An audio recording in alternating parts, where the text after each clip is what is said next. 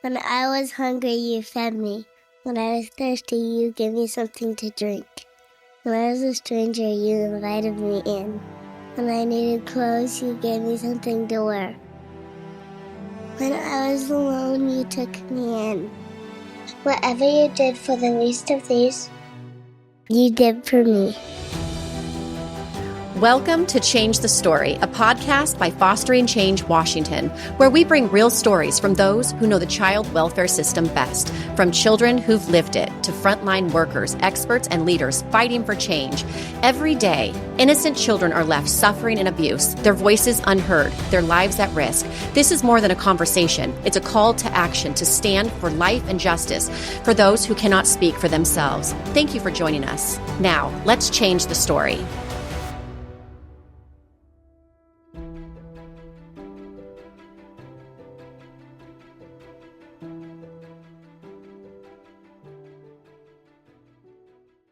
Thank you for joining us. I'm here with our representative, Tom Dent from the 13th District. Tom, would you mind telling me the 13th District, what does that cover exactly in Washington State? Sure. The 13th District entails all of Kittitas County, about 95% or so of Grant County, a sliver of Adams County down by Othello, and a portion of Douglas County by East Wenatchee. Okay. And can I ask, what was the driving factor of wanting to get into the legislature? That's a long answer. Oh, okay. I'm just passionate about what we are as a society and what we do. And it came to me probably when I was about 11 or 12 years old that, you give back in your life. And, this world and the people that serve are people who just have a passion for America. Yeah. And, I just kind of developed that along the way. And it just, it happened. I didn't know where I was going to serve. I just wanted to serve. And then the opportunity came to go to the legislature, and I did it. So. Well, I'm a little biased because you're my representative because I'm in Kittitas County. Yes, you are. Which I have to say I think it's possibly the best county, but that's only because I've been there for, Well, we could agree with that. Yeah. And I like farming and all that. Yeah. And I know you like farming and everything. So you have been a huge partner with us since the birth of Fostering Change, and that was back in, I think we met. Well, I showed up at your doorstep in Olympia with our little bill we were peddling in 2017. I remember. Yeah. Okay, what were your first impressions? Oh, well, it's all good. You had a passion for children, and I'm good with that. Yeah. So do I. So. Yeah, you do. Yeah. We had no idea what we were doing, and so I feel like we were under your tutelage of you helping us along the way, and you've just been a huge, huge advocate throughout your career for kids. Would you share a little bit about your history with foster care? Well, I'm not sure of the years, but 20 plus years ago, my wife and I became foster parents. So it would probably be closer to 30 years ago, somewhere in that name. We became foster parents. I have a passion for children, and I look at children as our future, and then our foster kids have had less than an opportune start in life. So, and if we could do something and help that, that was where I was coming from. How can we help these people that have struggling and for whatever has happened in their life, it wasn't their fault, and maybe we can help them have the same opportunities that you and I had growing up. Yeah. So it's just something that I've had, and I grew up around with the attitude that children were important, children were, very important, and a passion for them. So, kids were kind of like highlighted in my life, I guess, I love that. Growing up. So, it's just kind of a natural thing. I don't know. I don't think it ever just happened. I think it just was. Yeah. Yeah, kids. I wish everybody kind of felt that kids were important. Yeah, I understand. Yeah. But so when we started out, when we met you, it was like the breaking point of almost the merge of the new DCYF. Would you give us a little overview of what was before DCYF? Well, prior to DCYF, and DCYF, our bill we had that formed DCYF was in 2017. And it brought DCYF together. But DCYF is made up of juvenile rehabilitation, juvenile justice, okay? It's also made up of Children's Administration out of the SHS and the Department of Early Learning. So those three things came together to make the DCYF, Department of Children, Youth, and Families, and that's what it was. The idea at the time was to, we're looking at three major agencies here, basically. Children's Administration was in DSHS. And that's a huge agency, and it's hard to really know what's going on in there. So we wanted to shrink that a little bit. We wanted to put our child welfare issues into one agency so we could see what was happening. And, we wanted to kind of maybe change how we did business, okay? Yeah. And which was the biggest order. It was a challenge. And I won't tell you a story. It's still a challenge. But we're making headway. And, it's getting better. And because we wanted positive outcomes for our kids. Okay, whether they were in JA or whether they were, we wanted Department of Early Learning. I mean, early learning I think is really important. I don't care how you school your kids, but early learning is important. It is. And of course the foster care issues were a challenge. So we want those kids to make it. But I think the Department of Early Learning was a bit of a challenge in those days too, and we've been able to maybe smooth some of that out through DCYF. And it's been a better. Are we there yet? No, we're not, but we're gaining. I think we're making headway. Good. Okay, so I want to step back a little bit because I'm thinking about, so when I was learning about the new, this bill that was working to be passed, so we were taking, was it 3 agencies, the juvenile justice, early childhood education, and the department, right? So CPS. Yeah, Children's Administration. Children Administration, thank you. Because I remember Kittitas County was given a little bit of a pushback on you. And you asked if I would go and just speak to them at one of the dinners and kind of explain that this is not we're not changing government, we're not growing it, we're actually shrinking it to be under an umbrella. And I was under the impression that the hope and the heart was we would kind of see these kids that we're going to need a little extra, families need a little extra wraparound in the early childhood years in hopes that we keep them out of the juvenile justice system, right? I felt like that was the heart of it. We keep them out of foster care, we keep them out of the juvenile justice. If we can get them right from the beginning, get some red flags like, hey, we need some extra wraparound on these. Right. That was my impression of it. So that gets passed. We had the opportunity as Fostering Change Washington to be right there with you. Shannon and I were asked to represent Fostering Change with a big celebration party that, wow, we got it done. And then I take off to Detroit, right? I know. And so what I feel like is a blessing for my side of things is that the seeds were planted, right? So the new department was formed. I actually get to step away and now 7 years later, has it been 7 or like 8 years now? My goodness, come and the seeds that were planted, I can see kind of what's coming up.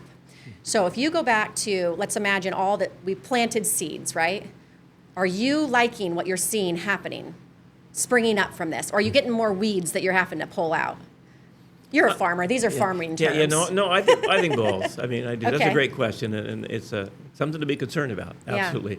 So, just to phrase it a little bit, we actually formed the department or passed the bill 1661 in 2017. That's what it was, 1661. Yeah. But the department really didn't come into being until about 2019. Okay. Because after we formed it, then it all had to be put together. So we had an agency that made sense with some kind of structure. Okay. So we did that. And then, of course, there's been some learning curves, and some challenges with many of the folks that worked in children's administration. Well, now they're DCYF, and so they're learning the new way of doing things. And so it's been a challenge. There's, I won't say there isn't, but I think for the most part, I think we're making positive movements forward. Is everything perfect? No. Or we still have some issues? We do. But I believe that we're making some headway, and we're learning. We're going through the learning curve, not only for the department and the people who work there. We also have the oversight board made up of legislators and others in the state, and it's been a learning curve for us too. To know what does oversight mean, and how do we offer oversight to the Department of Children, Youth, and Families, and how do we project that? Right. So it's been. We didn't have a blueprint. Yeah. We're making it up as we go. Sounds like us. Yeah. We're kind of doing the same thing. Yeah. Trying to, as Shannon will say, we're trying to build the plane while flying. Yeah, there you right? go. There you go. So that was something, again, you said oversight board, so I just want to explain to our viewers, that was something, like a little nugget put in there, the 1661, when we formed the DCYF. The oversight board was something that I was so hopeful. The oversight board was going to be there overseeing this new division, and I felt like taking the they're taking the reins and kind of steering it the right way. Has the oversight board, has it been everything you thought it was going to be?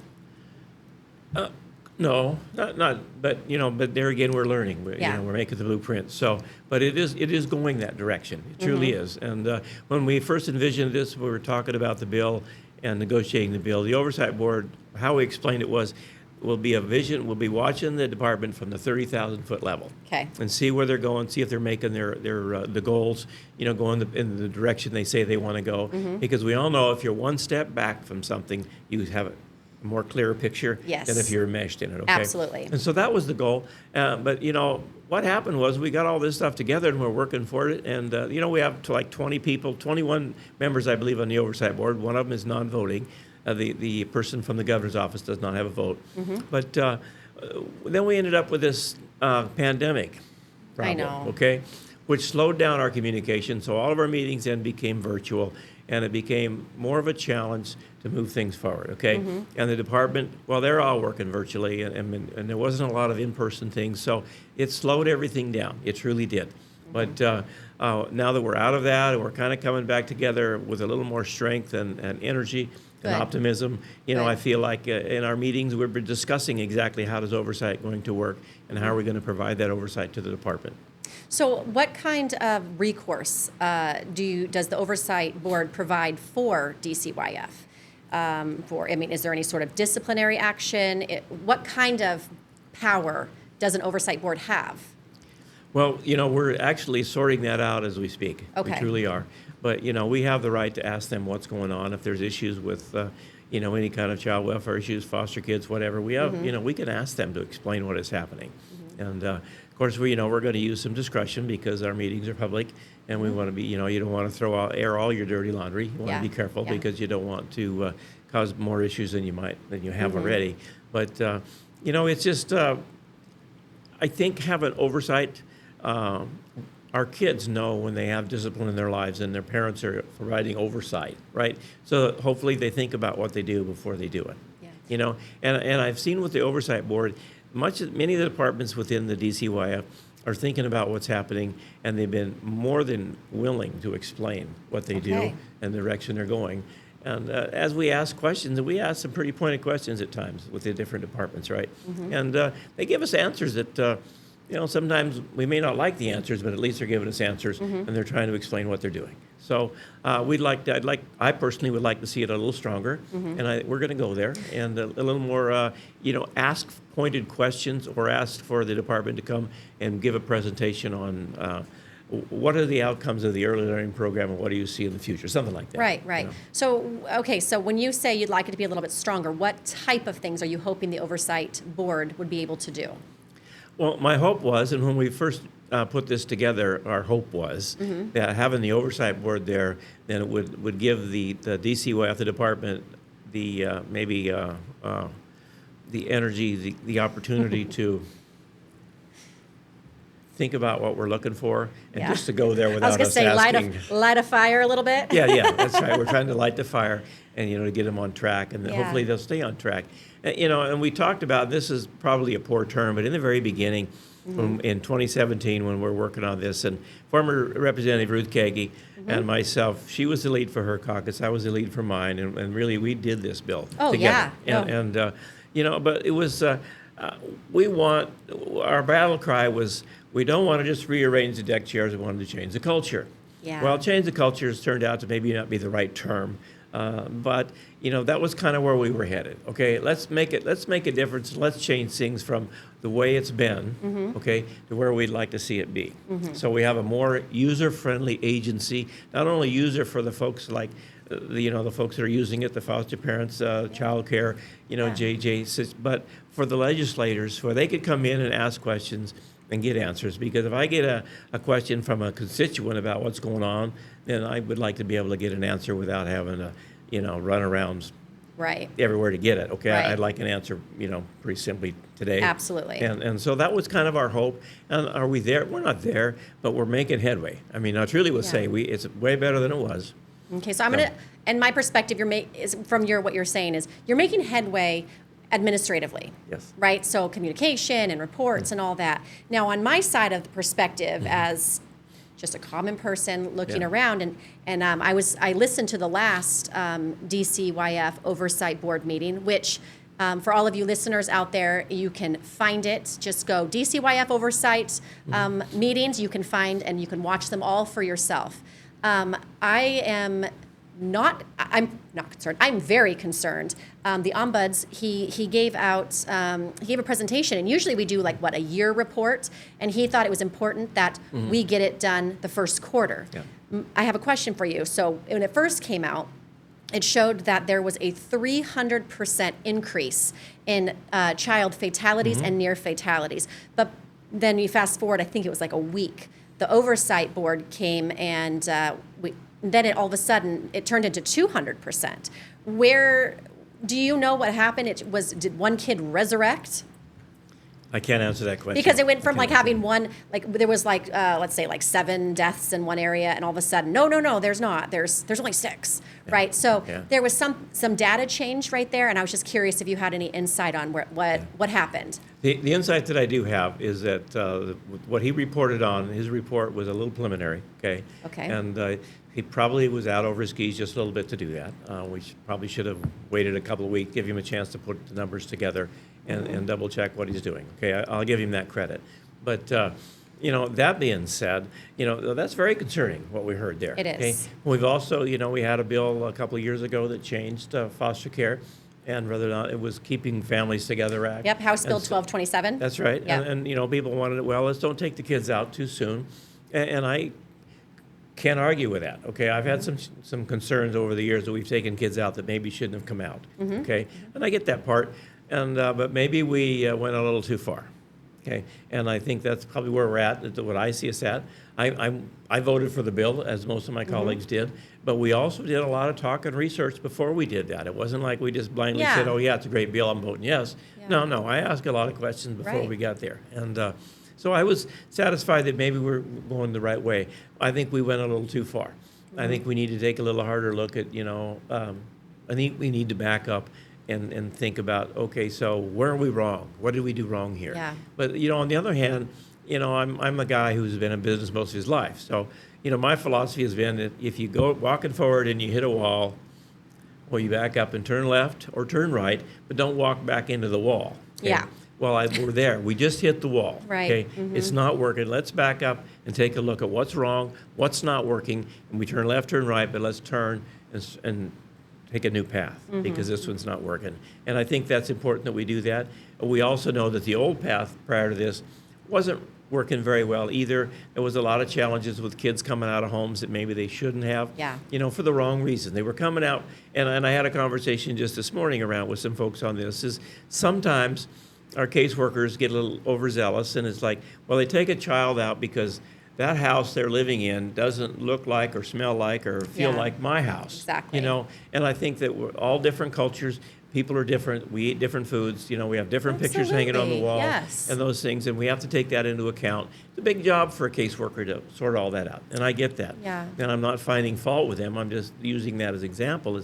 Sometimes it takes us a while to find our way to find out what's really will work. So we want to keep our kids safe. That's what we want to do. But just because the house is not picked up or it's not as clean as my house or whatever, it's not a reason. Right, right. It's about safety. It is about safety. Yeah. And so are you thinking, so I know last session, now if I'm wrong, please correct me. Last session, I believe there was people trying to repeal it, House Bill 1227, or amend it, and it doesn't even sound like it made it very far at all. Well, we had huge push last year from stakeholders that this bill isn't working. Children are dying. We need to make changes. Okay, I heard them. I can't tell you how many emails I got. Thousands. Oh, I'm sure. But rightfully so. Yeah. But as far as I didn't see anything that was actually there to make a difference to change it. Okay, as we were trying to sort out the information, I think sometimes the worst thing we could do is react, to something instead of acting, and this is why we had Patrick Dowd came in with a report our last oversight bill. Okay, well, we need some information, Patrick. Tell us what's up. Well, he wasn't quite ready for the whole report, but he did give us some information that is concerning. Okay, right. And is beginning to spark this conversation in a bigger way. So I think that's where we have to go. And then what is the solution? Well, just to repeal it. Well, things weren't working real well before this either. Okay. Right. Don't forget Oakley Carlson. That was a pretty ugly thing. It's not resolved. Probably never will be. No. So, those are things that we have to kind of keep in mind a little bit. And as a legislator, the last thing I want to do is just react to something. I want to let's think this out and react. Or not react, but be more proactive. Right. So one concern that has been brought to my attention, and it's something that was introduced as foster parents, I want to say, if I think back, maybe 2015-ish.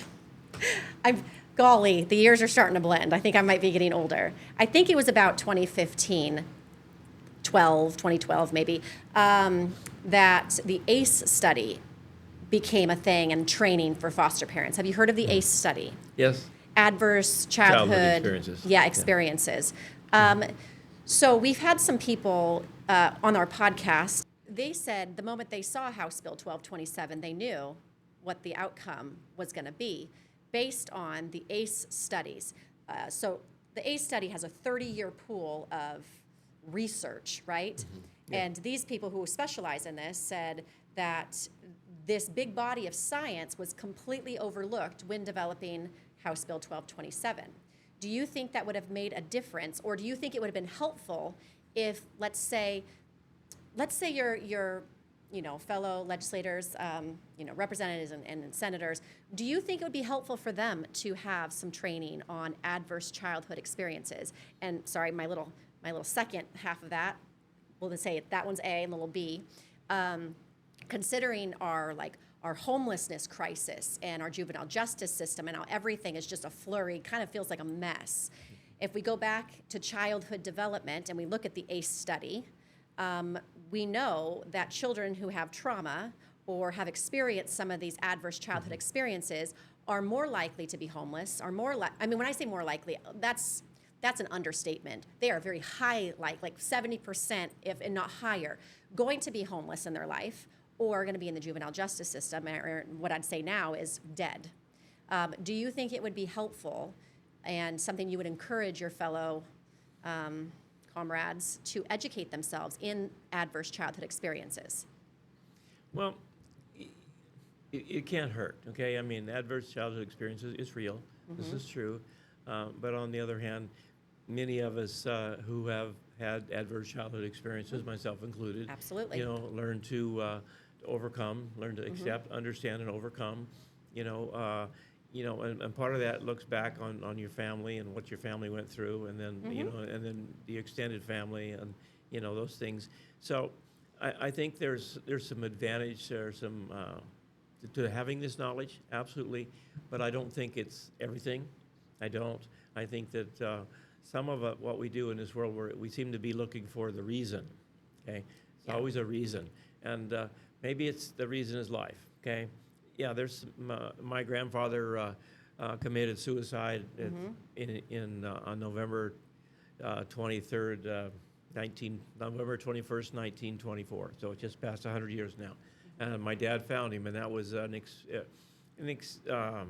was an adverse childhood experience. Absolutely, yes. And it was really hard on my dad. It's been hard on his family, and I have cousins and siblings that, because it all trickles down, okay? And they don't forget that. So then you sometimes have to say, well, okay, this isn't, I believe that for me it was like, I don't think life should be this way. So I found some help and walked away through that and realized that things happen in life, and you can find a way to work through them or not. Okay, and I think adverse childhood experiences are you should know what they are, but then how do we help people walk through those? I don't think it should be an excuse. I think we should give them an opportunity to go through that, right? I agree. And help them with some recovery of some kind.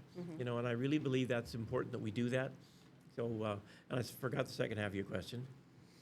Yeah, I think I did too. Okay. Part B, I was just asking if you think your fellow legislators do you think that would be something helpful for them, education-wise? And I think you answered that in the very beginning. You said yes. Yeah, it would. But the thing too you want to understand is, so there's, I believe there's, depending on the year, there's either 20 or 21 House standing committees, okay? And so most of us serve on 3. Once in a while we'll be on 4, okay? But for the most part, we're on 3 committees, and so you try to focus your areas on those 3. And so I'm on the Early Learning and Human Services Committee, which is where this stuff will go through. Yes. And there's, I think we have a committee of, I think there's 9 or 10 of us, or 11, something like that on the committee, out of 98. So roughly 10% of the House is on this committee. Right. So the other 90%, well, yeah, we'd love them to come and learn about this stuff. But the true story is they're on 3 committees too. Yes, you I know, get and so that. they're working on their own issues, and that's the challenge you have in the legislature. So what you have is the people that are working in these areas of expertise. The rest of the caucus is looking to you, you know, for their guidance. And some people have some knowledge of it, some don't, but they're looking to you for guidance. And they will Right. ask good questions in caucus and hard questions, and you know, so these things are always debated before they get to the floor. But you know, so having some knowledge is good. I believe it's good. But it's also a big job that we have, and to learn all these things would be almost overwhelming. If we learned something in every committee. There's not even hours in the day, enough hours. You know, I don't have enough hours now. And I only have 3 I don't committees, so, either. yeah, I'm with you on yeah. that. So I want to back up when you were talking about the adverse child experiences, and you were saying you had one. I mean, I think we've all had things, whether, Sure. you know, me as a female, like sexual assault, like a couple times, right? So those are adverse, and it was when I was a teenager. So yes, but what's the difference between a one-time, you know, and suicide's horrible. I mean, I struggled with mental health issues when I was a teenager as well, and suicidal thoughts, and Yeah. and really, and that's in my family as well. So what is the difference? I mean, right now, when we are looking at this House Bill 1227 and we're talking about imminent harm, I mean, we're going to have to define our terms about what is imminent harm. And then, you know, and I don't like the narrative that kids are resilient. I don't like that. Now, resilient to a point, right? So you can have some adverse childhood experiences and overcome them. But what is the likelihood of living in multiple ongoing adverse childhood experiences, right? What is the result of that? We had a former Union Gospel Mission director here, and the stories he had from all the people, and the living in these adverse childhood experiences, and now they're on the streets, right? And he I think made the comment that it's an adult orphanage, right? That the system has failed, right? And really, I'd like to say family has failed, the church has failed, right? It's not just the government, it's all of us. It's on our watch. It is. You know, we've all failed these people. What can we do now not to fail this next generation?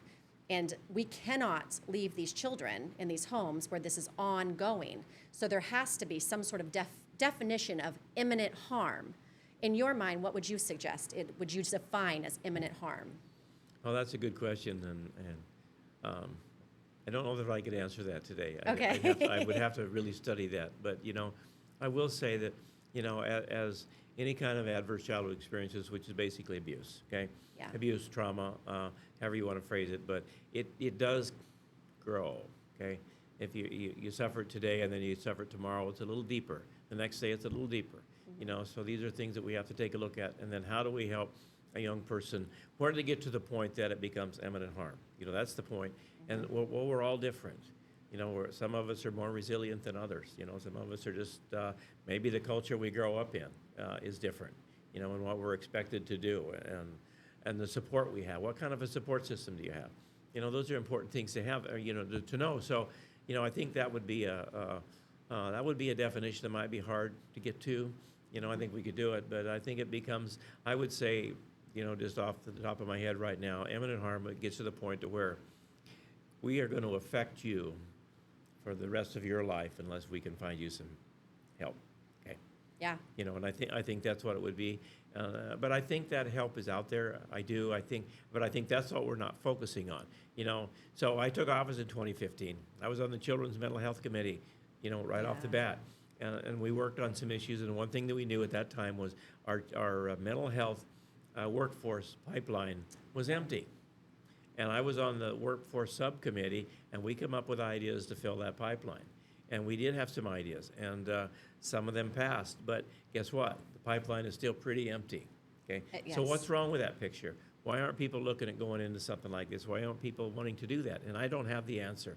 You know, myself, I was totally fascinated with the study of psychology and the human mind when I was in college. Just fascinated with it.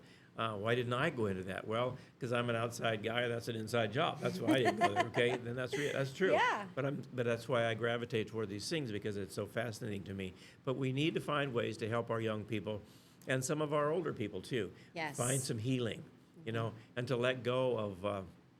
I'm in 30 years old, and I don't know why I'm angry, but I'm trying to find a way to let go of what happened to my dad, in 1921, right? Or 1924. So it's like, okay, so because he gave that to me, not on purpose. No. Because he didn't know either. Of course. Okay? So I think that's the thing, is we have to, number one, find some acceptance with what's in the world, and accept what has happened to us. But then we help find ways to help people heal, okay? And because, because you've hurt me, doesn't mean it was your fault. Yeah. Okay. And so there's a couple things. One, I need to learn how to heal, and part of that healing is going to be forgiveness.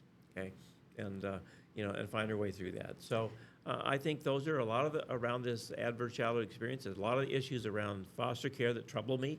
Because these kids have suffered so much trauma.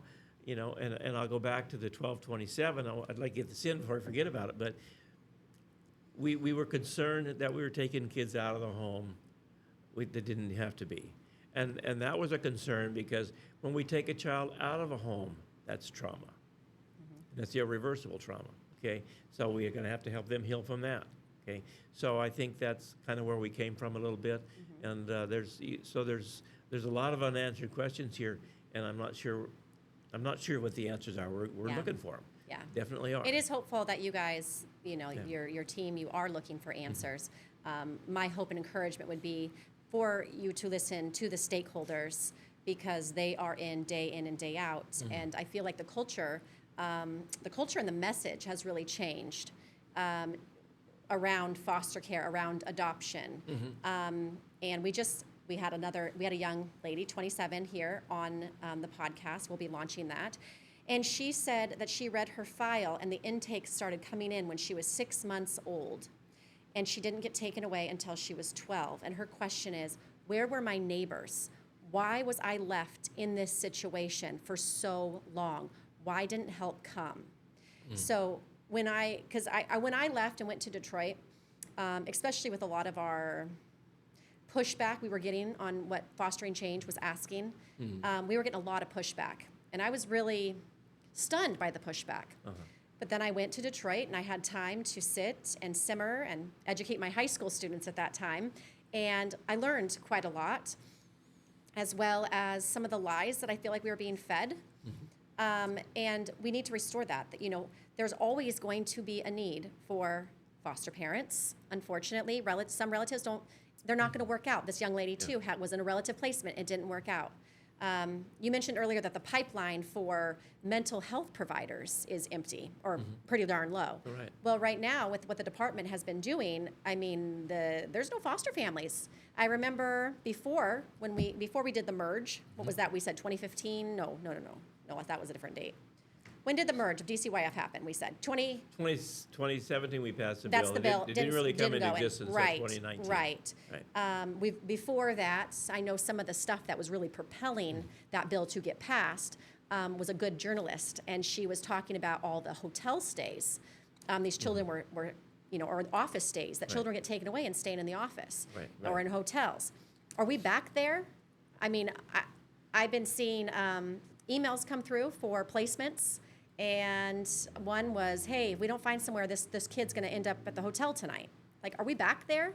What we're hearing from people who are, they won't come out and say their names, but they're in the higher levels of DCYF, and they're saying that foster care has become called stranger care, and they want to dismantle it completely. Is that something that you're going to allow on your watch? I'll push back on that. You can count on that. So the hotel thing, has grown. It grew, and we pushed back on it pretty hard.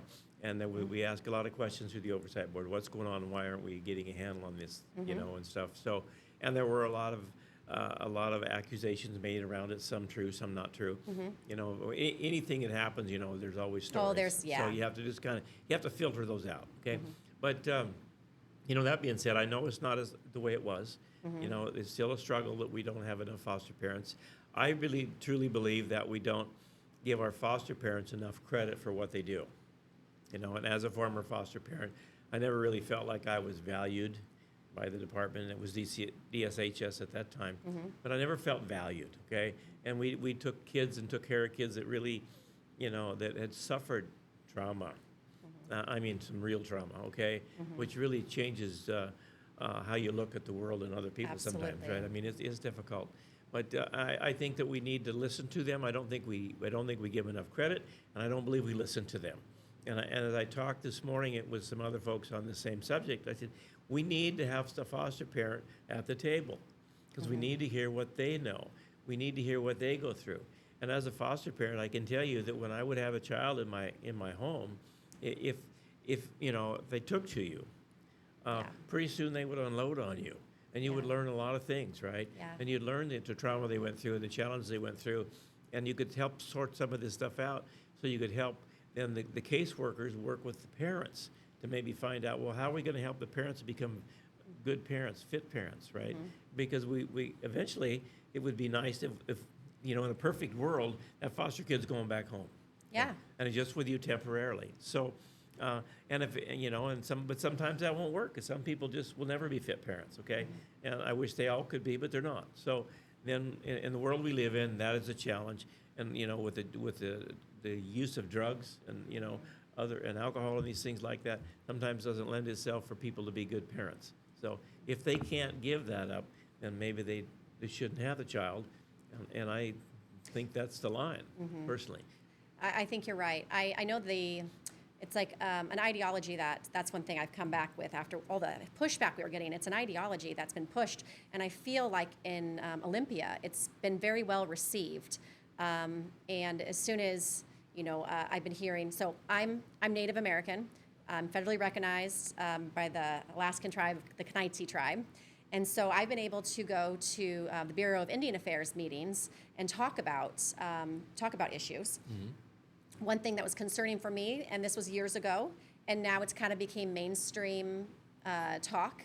And this is just specific what I heard to the Native community, that foster care is the new boarding school, another way for white families to steal their kids and decorate their white picket fence. That was the first time. That was a very strong. Wow. I was mortified. Yeah. Yes. Then I hear it later when we're coming forth and fostering change. We're coming to our legislators, and you received us very well, but others did not, and other stakeholders and representatives of other groups did not receive us well. We were hearing similar things about foster care, and it became a racial divide. And I do not believe that a child's well-being, a child's safety needs to be. It's not a either or. It's a bipartisan issue, and it does not involve the color of their skin. They all deserve to live. They do. And I really feel like I say that's so weird. In Olympia, let's just say that. I really feel like we have these ideologies that people, if they want to receive our message, they're being told that they are perpetuating racism. And so we've been hitting a block, and people don't want to hear us. But this is not about a race.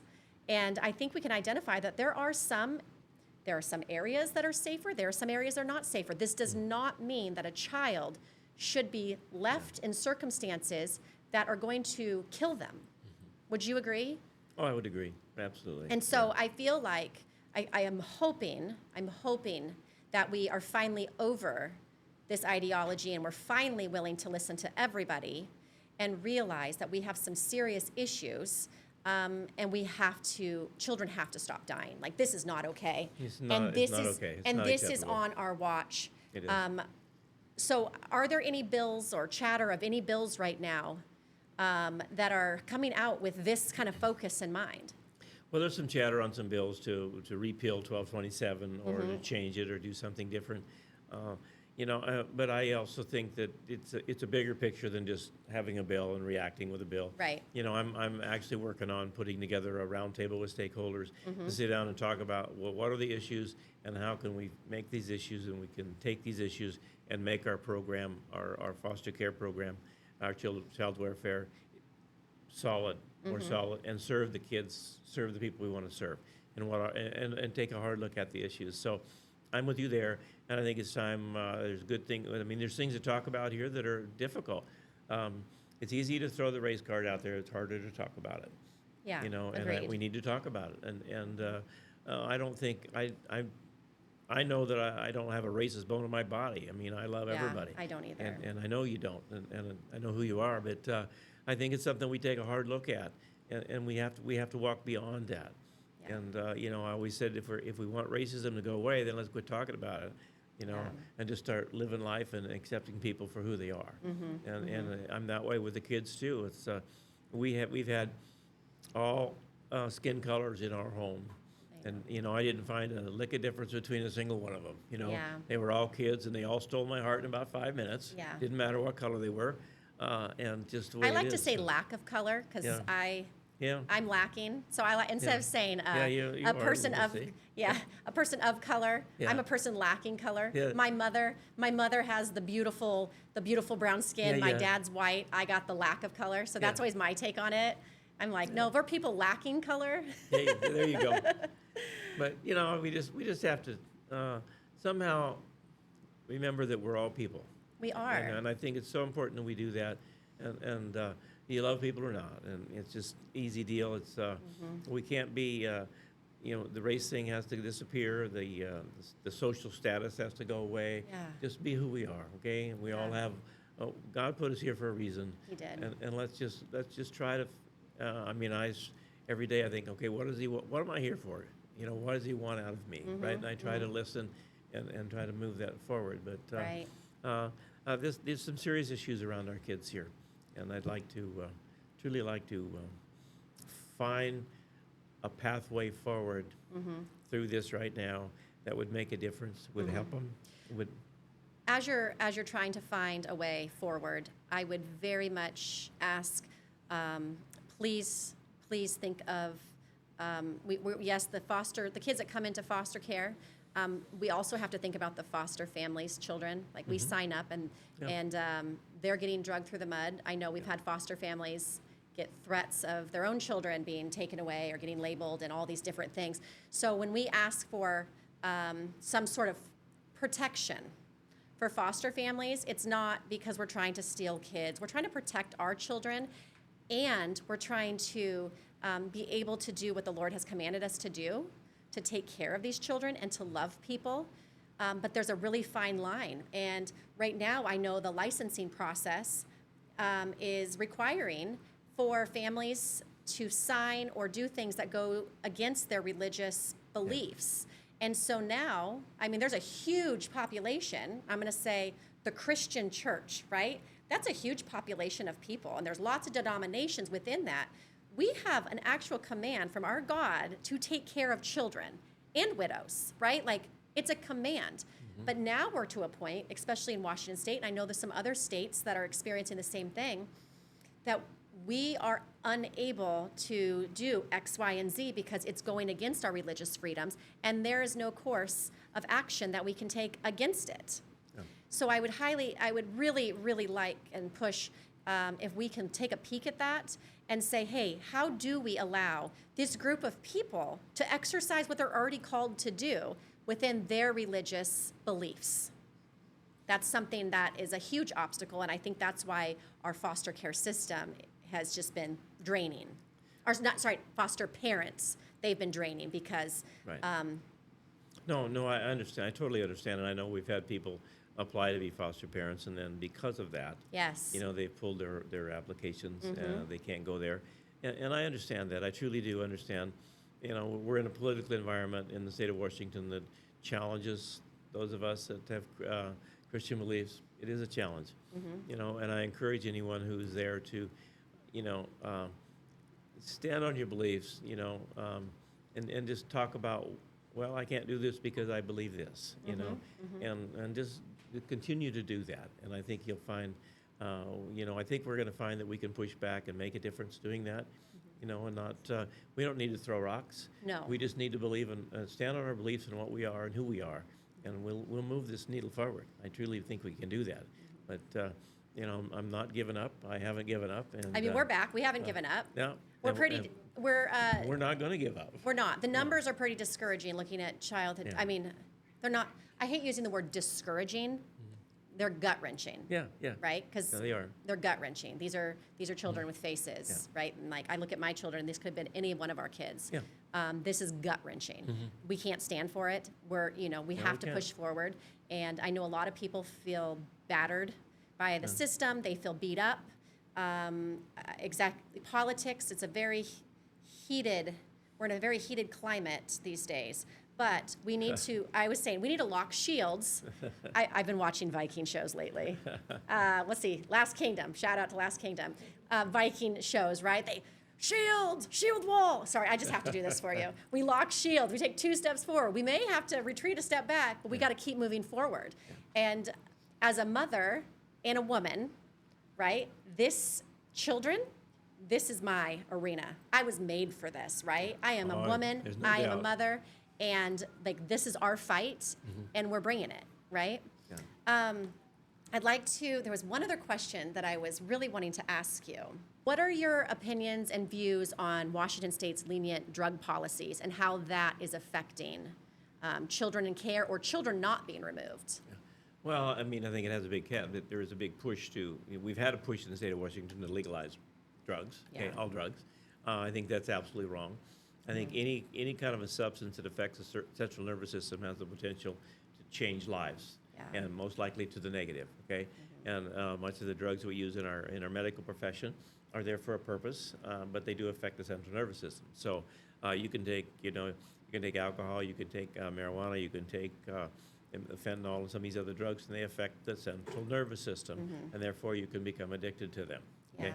And so that it will change what is going on in your life. It will change what's going on in these families, and we don't want that, okay? Because it changes who you are. You are a different person if you're under the influence of these things than not. So I've always believed that we can't allow, if we have an addiction problem going on in a home, and they're not willing to get help, then the child needs to come out, okay? And we know that the number one reason that they take kids out of the home is due to addiction. Okay.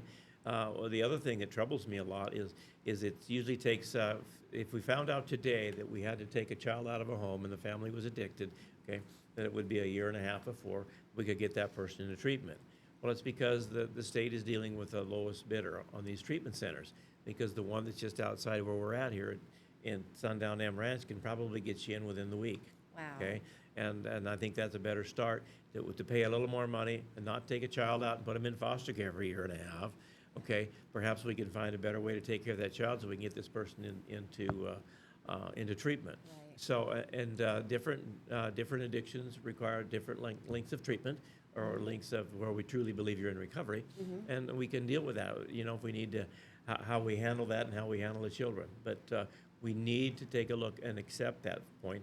And we also need to understand that if we get you into recovery, you need to show us some real recovery before Absolutely. we can trust you again. And that we can do that too.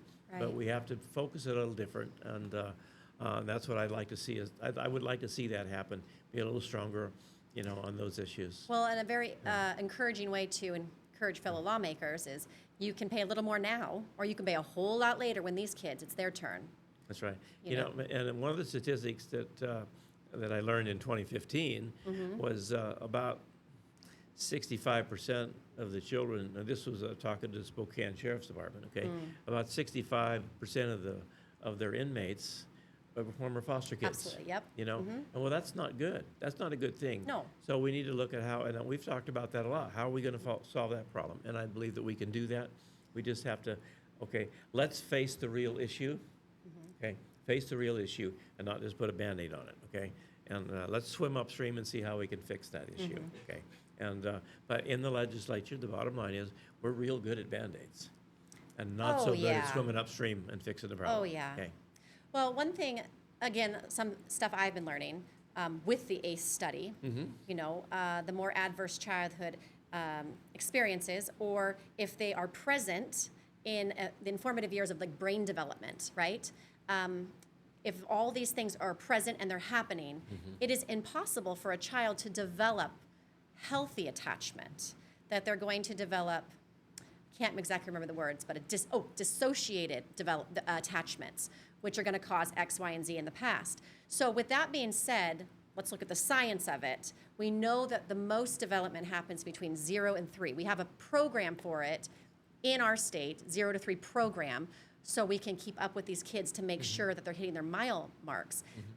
Is this something that maybe we should, okay, this sounds, we don't want to treat, yes, I'm going to say it. Should we be treating 0 to, let's say, 5-year-olds different on how we are looking at their cases, knowing that their brains are developing and we need good attachments to be developing, because we know what happens when bad development happens, when there's bad attachment, right? We have reactive attachment disorder.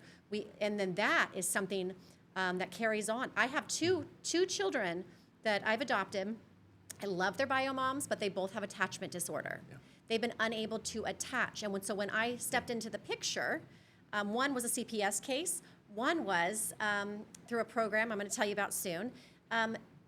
Their babies hadn't bonded with them because they had the inability to bond. So if we are leaving children in circumstances where these are ongoing trauma, they are not building proper attachment, which will affect them down the years, and potentially, like in my case with my birth mamas, their kids are going to be taken away because they're not going to attach to them. So like this big, feels like a big snowball. At what point do we say, enough's enough, we're going to think of the children, you're a big person, you've made these decisions X, Y, and Z, we're going to give you one shot to get it together, which I understand takes like 10 times through recovery before recovery is really a thing. Is there another way we can look at this, right? Is it okay to keep children in families and allow them to attach to families? Is there a different way that we can look at children instead of like looking at the birth parents first, and we're just allowing them in these bad situations to just keep getting broken? Like, we're the big people. To me, that just seems, it's very unjust. Right?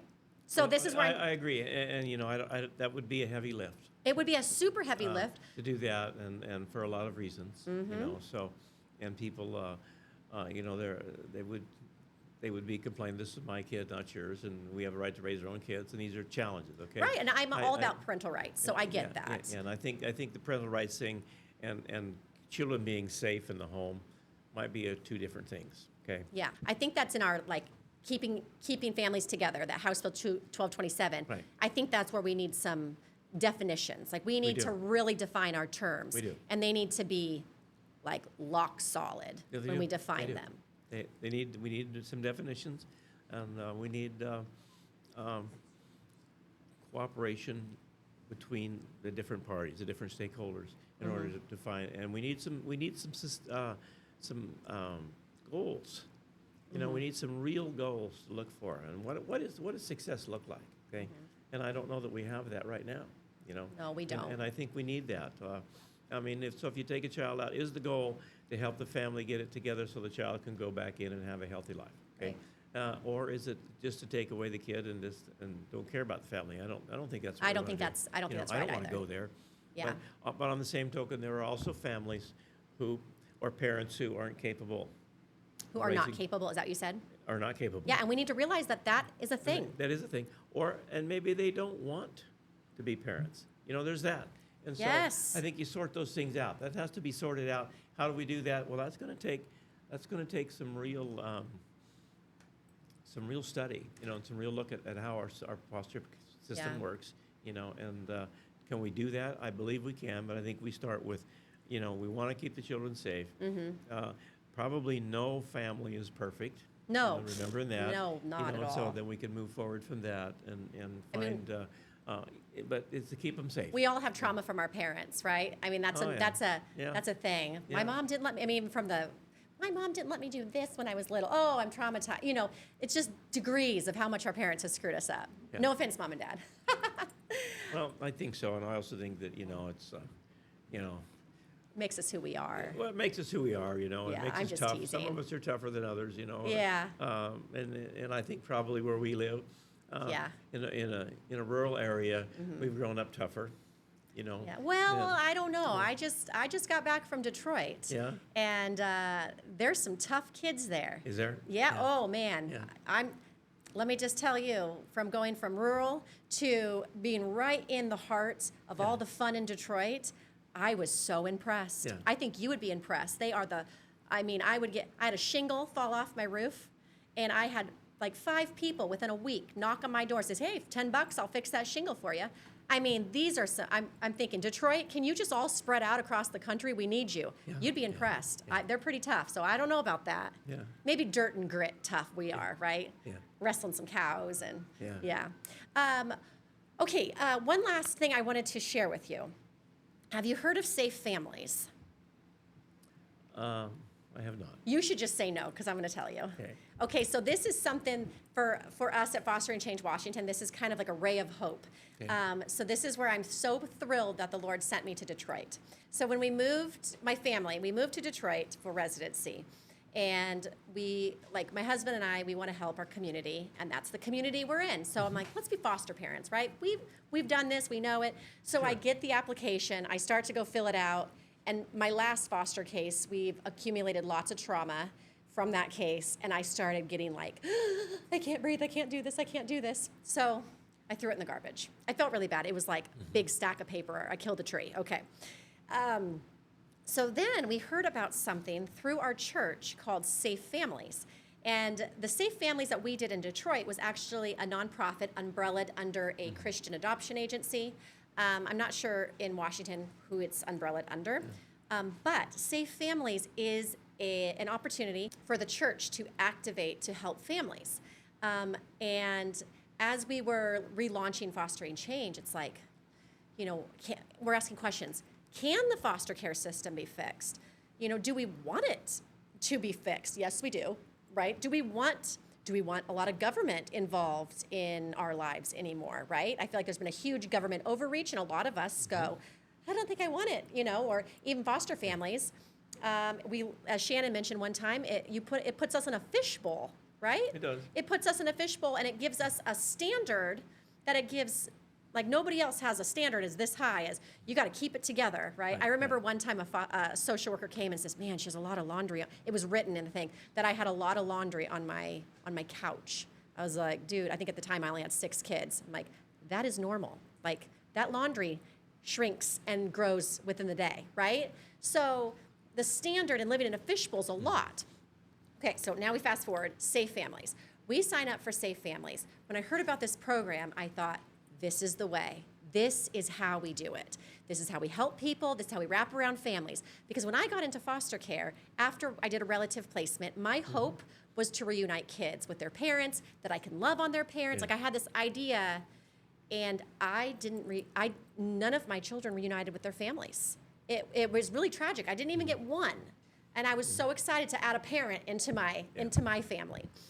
So with Safe Families, that is the whole idea. It's a Christian nonprofit, and they go in each church. You have church leaders. They recruit families. The families get background checked. They get their house, looked at, certified that everything's it's a go. Sure. So then, these are some just like examples of how this would be useful.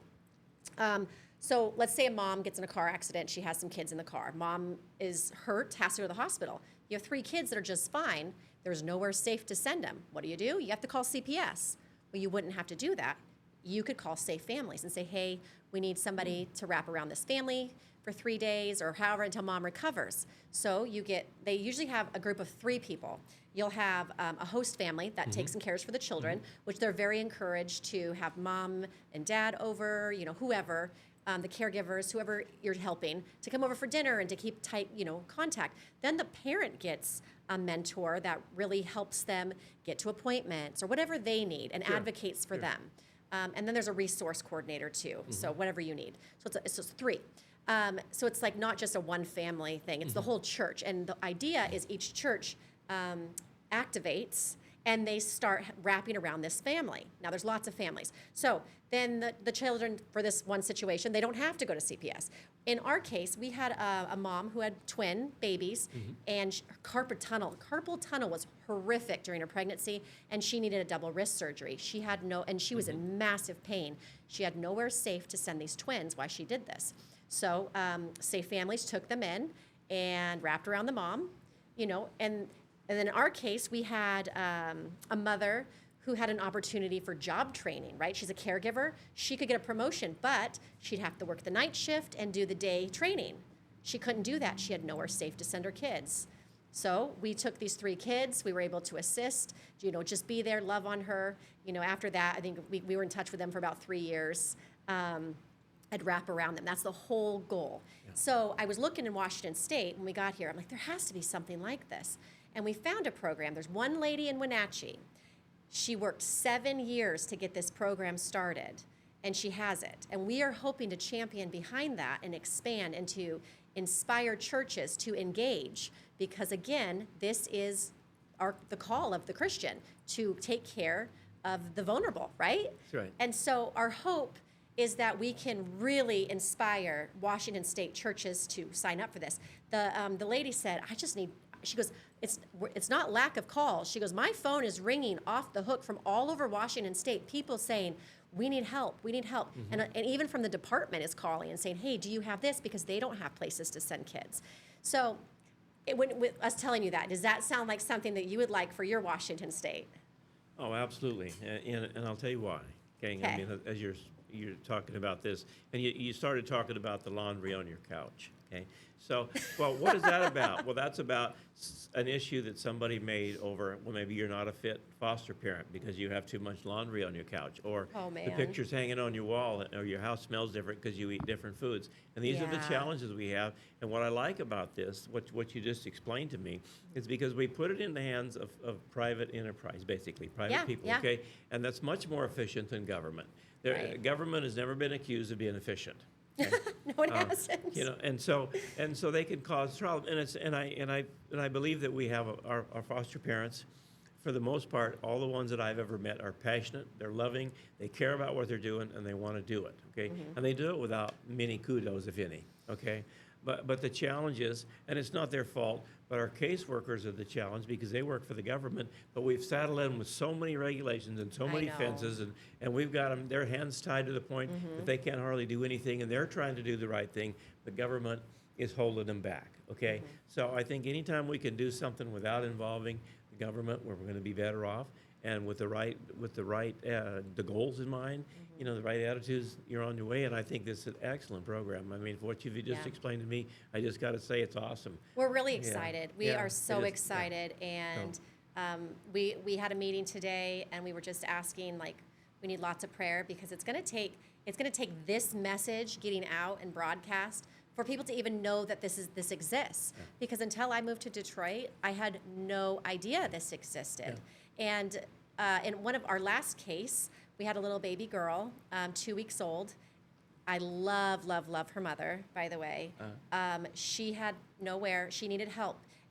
She called a hotline. She just gave birth, and she's like, this child won't stop screaming. I need help. I was so excited to engage with her. And we found that there was a lot of trauma, and that she herself was adopted, and she had attachment issues, and she had mental health issues that she was challenged with. And she is a fantastic mother. She, after we had our little girl for a couple weeks, the birth mother, she realized, I can't do this. And what I said to her was, I want you, because we want unity. We want this. And I said, I want you to go to your doctor. I want you to seek mental health. Because she's like, I want you to keep her. And I said, no, I want you to get well enough that you can think. And after you're well, if you still want this, then we will do it. And anyway, it ended with us adopting our little girl. But we're like, this birth mother is the same age as my oldest daughter. And so she feels like another daughter to me. And we're on the phone all the time, and we FaceTime, and we go back and visit. And I've always thought, family, I don't like foster care or adoption being a minus, right? We're birth families. And I say birth families like aunts, uncles, grandparents, feeling like we're subtracting from their homes. because of situations, but we're actually bonding, we're adding, right? So we're just adding more family. Yeah. Sorry, another little side note. I have a graduate, my first child. Okay, this is the one that made me a mother. I grew up with his birth mom. He's my very first child. He just graduated this last year, and he's getting ready to go to school. And we had his birth family show up to his graduation, and I was like, this is what it's all about. We meet with them, we've been, since the aunties have gotten, older, they're grandparents now, and their lives have gotten busy. But before they were grandparents, we'd see them all the time. And again, adoption and foster, it should be a plus. It should be a wraparound. Mm-hmm. And in my case, when I was fostering, that was something I felt like the department did not want us to do. They want us to stay in our corners, not talk to each other, and I was always anti that. As long as I can keep the child safe and myself safe. Absolutely. Like, I'm going to go to that person. I don't want anybody to be in addiction. I don't want anybody to be suffering. Right. And I want to help any way I can and keep this child safe. So I feel like we have a lot of work that can be done. And again, I think, like you said, the government's never been accused of being efficient. And I think when we can do things on a face-to-face, I feel like we can make big change. Yeah. We can make a difference. We can. And we can do this. And we will. We will. And, I absolutely believe that too. Yeah. But the foster program is just a classic example. But we can, and I think we can encourage people and we can bring them in, and we can make a difference and see we can help some kids. Like I always said, our foster kids have had less than an opportune start in life. Yeah. Let's fix that part. We can change that start. Yes. And give them that second chance. Yes. And we can do it. And I'm all in. Good. Well, I'm really excited to continue. We called this podcast "Change the Story," right? Okay. Because that's what we're trying to do. And realistically, we can change as much as possible in our lifetimes. Yeah. And I just have faith that the reinforcements, the kids that we've raised, right? My grandkids. I have one granddaughter now. I'm a grandma. Thank you very much. I brag about that all the time, even though I've had her she's almost 7. But the reinforcements are coming, right? Right on. We just got to keep taking our steps forward. That's right. We do. It will. Reinforcements are coming. So yeah, we can change. We can change it. We can. Okay, so we have a drawing to do, and so this is something that we are doing on our Facebook page and Instagram, trying to get people engaged with what we're doing and to spread the word. So we have our friends and guests nominating their friends, and we're going to do a drawing. And since we have you here, Representative Dent, I'd love it if you could do the honor of drawing for us. I'd be honored and proud to do that. But first I have to do something. Okay. On behalf of Fostering Change, we're covering your head. All right. Sorry, I know it's not your cowboy hat. It's fine. But it looks pretty darn good. Well, it's got the cardboard in it. Yeah. Sorry, it has the cardboard in it. Yeah, take that out. Take that out. Take it out. Sorry, we don't know how to do hats. So, but Say again? We don't know how to do hats very well. Oh, I see. Okay. Okay. All right. So, Representative Dent, yes, we have chosen to call this podcast "Change the Story." Okay. Because we know when we have an amplified voice, the amplified voice in Washington State, we can change the story. And so today, we would love it if you would do the honors of drawing our winner for the hat. Okay. These are for our Facebook. Oh, he has his hat right here. These are for our Facebook friends, our Instagram friends who have nominated their friends. And we're going to start doing this regularly. Okay. All right, here. Hold on. Okay. You should hold it. I'm going to hold it. We got to make sure he's not cheating. No. Yeah. Of course, I don't know anybody's name that's in there, so we're pretty safe. Okay? We're pretty safe. Okay. Are we ready? We're ready. Okay. I just draw one name. Just one name. One piece of paper. One piece of paper. Okay. Make it a good one.